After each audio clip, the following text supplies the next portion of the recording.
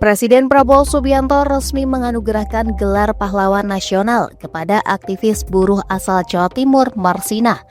Penganugerahan itu dilakukan dalam upacara penganugerahan gelar pahlawan 2025 di Istana Negara Jakarta, Senin 10 November 2025. Gelar tersebut pun diberikan langsung oleh Presiden Prabowo Subianto kepada ahli waris dari Marsinah.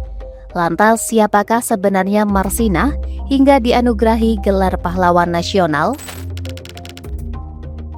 Marsinah merupakan seorang buruh wanita asal Nganjuk, Jawa Timur yang bekerja di PT Catur Putra Surya, sebuah pabrik arloji di Porong Sidoarjo, Jawa Timur. Diberitakan harian Kompas 28 Juni 2000, Marsinah lahir pada 10 April 1969. Ia merupakan anak kedua dari pasangan Astin dan Sumini dari 3 bersaudara yang semuanya perempuan.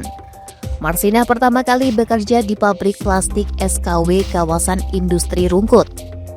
Namun gajinya yang jauh dari cukup membuat Marsinah juga berjualan nasi bungkus di sekitar pabrik dengan harga Rp150 per bungkusnya. Kasus pembunuhan Marsinah berawal pada 3 hingga 4 Mei 1993 saat buruh pabrik pembuatan arloji PT Catur Putra Surya menuntut pemenuhan hak mereka. Berkat aksi mogok kerja para buruh, 11 dari 12 tuntutan dikabulkan kecuali pembubaran unit kerja SPSI di PT CPR yang tertuang dalam surat persetujuan bersama. Namun pada 5 Mei 1993, 13 buruh dipanggil oleh Kodim 0816 Sidoarjo dan mereka dipaksa mengundurkan diri dari PT CPS dengan alasan sudah tidak dibutuhkan lagi oleh perusahaan. Mereka yang menolak perintah tersebut mendapatkan tindakan intimidasi dan tindakan represif. Setelah mendengar adanya pemanggilan terhadap 13 rekan kerjanya tersebut, Marsinah menulis sepucuk surat untuk teman-teman buruhnya yang berisi petunjuk menjawab interogasi. Marsinah juga berikrar di hadapan rekan-rekannya yang berbunyi, "Kalau mereka diancam di meja hijaukan oleh Kodim, maka saya akan bawa persoalan ini kepada paman saya di Kejaksaan Surabaya." Pada hari yang sama, Marsinah bersama seorang rekannya melayangkan surat protes kepada PT CPS yang diterima oleh pihak keamanan pabrik. Lalu pada malam harinya, mereka pulang dan menyempatkan untuk berkunjung ke kediaman temannya. Namun setelah pertemuan, sekitar pukul 22 waktu Indonesia Barat, Marsinah pergi entah kemana dan malam itu menjadi terakhir kalinya rekan-rekan Marsinah melihat sosok wanita itu.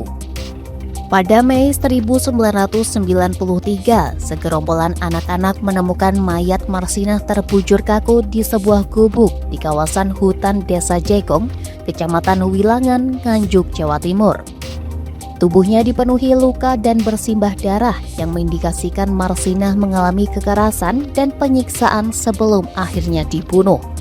Berita tewasnya Marsinah sontak mencuri perhatian publik termasuk Presiden Indonesia saat itu, Soeharto. 1 bulan pertama pengusutan kasusnya, kepolisian memeriksa sebanyak 142 orang. Puncaknya terjadi pada 1 November 1993 dini hari, Satuan Intelijen menculik 8 orang yang diduga sebagai pelaku pembunuhan Marsinah. 8 orang tersebut merupakan orang-orang dari PT CPS. Salah satu dari mereka adalah pemilik pabrik Judi Susanto. Judi Susanto dan 7 orang lainnya diketahui mengalami siksaan berat untuk dipaksa mengaku bahwa merekalah dalang pembunuhan Marsinah.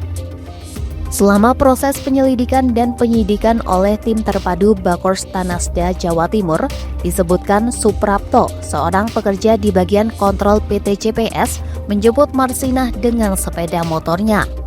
Marsinah kemudian disebut dibawa ke rumah Judi Susanto di Jalan Puspita, Surabaya. Setelah 3 hari disekap, Marsinah disebut dibunuh oleh Suwono, seorang satpam PT CPS.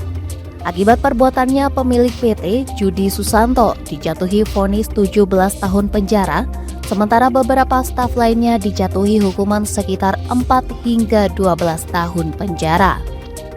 Namun, hukuman itu tak bertahan lama. Judi Susanto bersikeras menyatakan tidak terlibat pembunuhan Marsinah dan menyebut dirinya dijadikan kambing hitam. Ia mengajukan banding ke pengadilan tinggi dan dinyatakan bebas. Hal serupa juga terjadi pada 7 orang lainnya. Mereka dinyatakan bebas dari segala dakwaan atau bebas murni oleh Mahkamah Agung setelah naik banding. Setelah mereka bebas, kasus pembunuhan Marsinah tak menemui titik terang dan menjadi salah satu catatan pelanggaran HAM di Indonesia.